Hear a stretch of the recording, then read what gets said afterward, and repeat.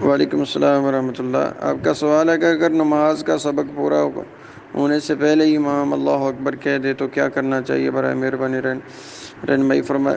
دیکھیں، اگر امام اللہ اکبر کہتا ہے تو آپ کا حق یہ نہیں ہے کہ اس کے ساتھ ہی کھڑے ہو جاؤ۔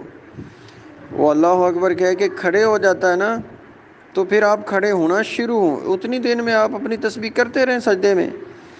رکوع میں کھڑے ہوں تو وہ یہ کہے سمیع اللہ تو آپ سجدے کھڑے ہو جائیں، ایسا نہیں سمیع اللہ لمن حمدہ ربنا ولک الحمد حمدا کثیرا طیبا مبارکا فیہ، یعنی اتنی وہ دعا پڑھتا ہے کھڑے ہو کر، کھڑے ہو جاتا ہے، حدیث کے اندر جو لفظ ہے کھڑے ہو جاتا ہے، تو اس کے بعد آپ کھڑا ہونا شروع کریں۔ اتنی دیر آپ اپنی تسبیحوں کو پورا کریں، اسباق کو پورا کریں جو رہتا ہے۔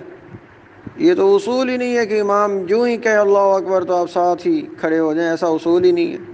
ترتیب یہ ہے کہ آپ امام کے پیچھے رہیں، ساتھ بھی نہیں ہونا، پیچھے پیچھے رہنا ہے۔